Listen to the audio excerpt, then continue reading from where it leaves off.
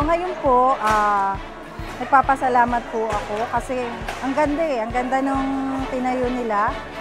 So ngayon, sa ganyang kagandang building, siguro isa na rin yun na sa ibang tao, ay hindi na yan dati-dating payatas lang. So sa mga istrukturang ganyan, hindi na siguro kami mapag-iiwanan sa ibang lugar. Ako po ay natutuwa na meron na kayong bagong multipurpose building dito sa Payatas. Alam niyo yung Payatas, sikat po ito noon, di ba? Dahil parati natin naririnig at dito yung dam site. Sa iyo po, mahalang Senator, alam naman po ninyo na patuloy kaming susuporta sa inyo. Sa layuning, alam namin na layunin nyo ring maganda para sa mga kabutihan ng mga tao, lalo na ng mga kabataan. Mainam na makasuporta rin sa community. Naisipin niyo po yung yung pagkaalam dito sa atin sa Phase 2 ay yung dating na landslide na ngayon ganito na yung itsura ng barangay natin.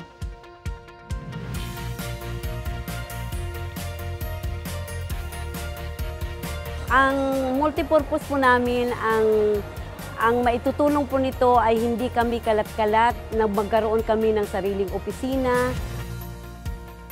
Salamat as a public servant ng ating senator kasi matagal na namin sinusundan niya ng buong kasalisan si Senator Bongko kasi talagang malaking bagay ang natulong para sa amin at sa homeowners namin.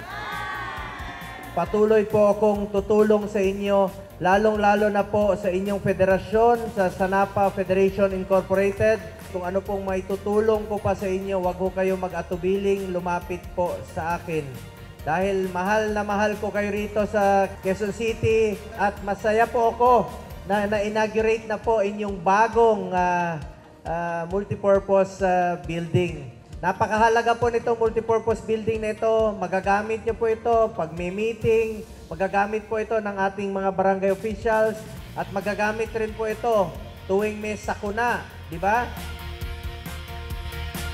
Maraming salamat po, mahal na senador, sa aming multipurpose na ngayon natapos na po. Maraming salamat po. Huwag ko kayo magpasalamat sa akin. Sa totoo lamang po, ako yung dapat magpasalamat sa inyo dahil binigyan niyo po ako ng pangalawang pagkakataon na makapagserbisyo muli sa inyo. Maraming salamat po sa inyo lahat. Hindi ko sasayangin yung pagkakataon binigyan niyo sa akin. Ginawa niyo pa akong #1 sa buong Pilipinas.